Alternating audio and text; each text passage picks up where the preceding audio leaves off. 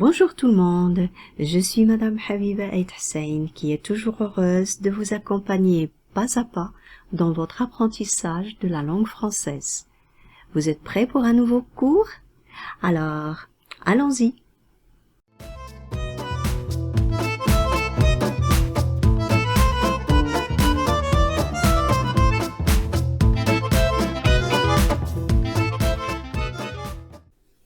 Comment dit-on en français pour parler de l'emploi et du travail? Donc, notre thème d'aujourd'hui, c'est à la recherche d'un emploi. Un demandeur ou une demandeuse d'emploi, normalement, est une personne qui est à la recherche d'un travail. Et un chômeur ou une chômeuse, normalement, est une personne au chômage. Le mot chômage existe depuis le Moyen Âge.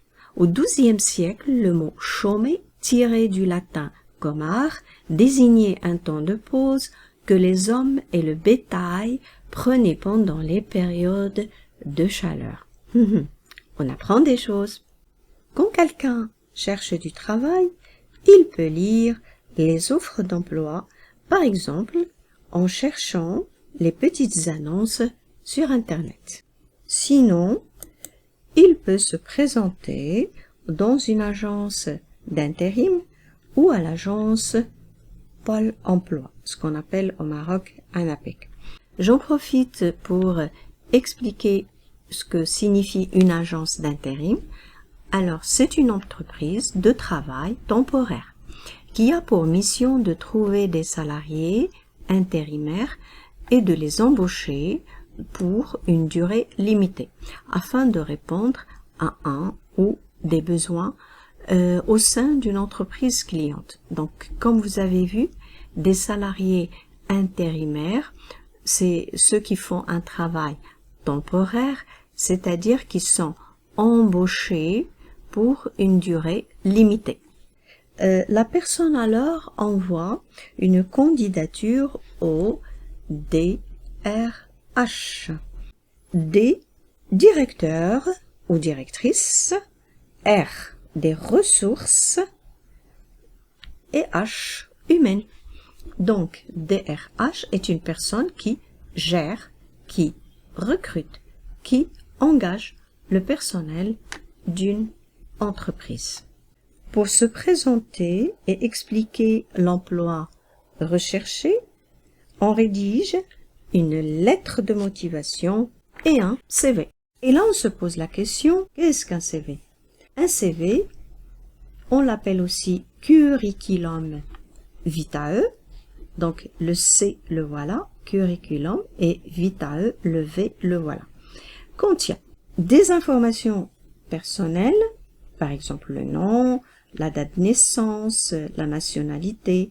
Il contient aussi vos coordonnées, par exemple l'adresse du domicile, le numéro de téléphone ou bien adresse email.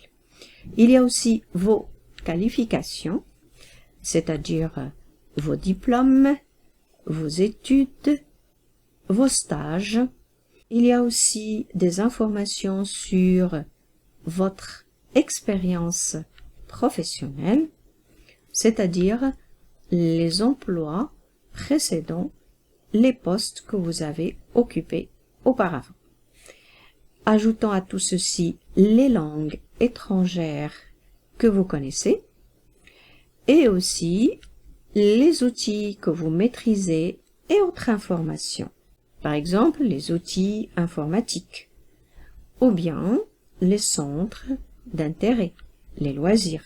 On peut trouver un emploi normalement à plein temps ou bien à mi-temps, ce qu'on appelle aussi à temps partiel. Ça dépend de la personne. Il y a des gens qui veulent étudier et en même temps travailler, donc ils choisissent des emplois à mi-temps ou bien à temps partiel. Alors, qu'est-ce qu'on peut dire quand on parle de l'embauche? Quand on reçoit une réponse positive, on a bien sûr un rendez-vous, n'est-ce pas? C'est-à-dire, on est convoqué à un entretien avec la DRH. Je pense que la DRH, maintenant, vous savez ce que c'est. Et bien sûr, à cette étape, on peut montrer ses diplômes et aussi ses lettres de recommandation des anciens employeurs, si vous avez bien sûr déjà travaillé. Donc, on va dire que vous avez postulé un emploi, ensuite, vous avez passé l'entretien et enfin, vous avez été embauché. Donc là, qu'est-ce qui se passe après? Alors, on a dit, vous êtes embauché en tant que salarié, ou bien en tant qu'employé, ou alors en tant que cadre. Ça dépend bien sûr de vos diplômes et votre expérience. À ce stade-là, vous signez un contrat avec l'employeur, et voilà, vous êtes embauché. Sur le contrat que vous avez décroché, il y a bien sûr des informations, par exemple sur les conditions du travail, c'est-à-dire le poste ou la fonction que vous allez effectuer. Il y a aussi des informations sur les horaires, le nombre d'heures de travail par semaine. Il y a aussi des informations sur le salaire mensuel, c'est-à-dire l'argent gagné par mois. Et enfin, la durée du contrat. En parlant de la durée du contrat, on constate qu'il y a un contrat qui s'appelle CDD, qui veut dire contrat à durée déterminée. À part un CDD, il y a aussi un CDI. Donc C, contrat, D, durée, et I, indéterminé. Une fois vous avez commencé votre travail, vous aurez droit à des congés payés. Les jours fériés sont aussi payés. Ce sont les jours de fête où vous ne travaillez pas. Ils sont aussi payés. Et bien sûr, chaque mois, vous recevrez ce qu'on appelle un bulletin de salaire, une fiche de paie. Alors, on va dire celui-ci ou celle-ci indique le salaire moins les charges sociales. Qu'est-ce que les charges sociales? Normalement, ce sont les cotisations déduites de votre salaire brut, telles que l'assurance maladie, l'assurance chômage et l'assurance vieillesse. Et pour terminer, je peux ajouter, quand une personne perd son travail, elle est licenciée, c'est-à-dire elle a été renvoyée de son poste. C'est un licenciement. Mais quand elle arrive à un certain âge, elle arrête de travailler. On dit, elle part à la retraite.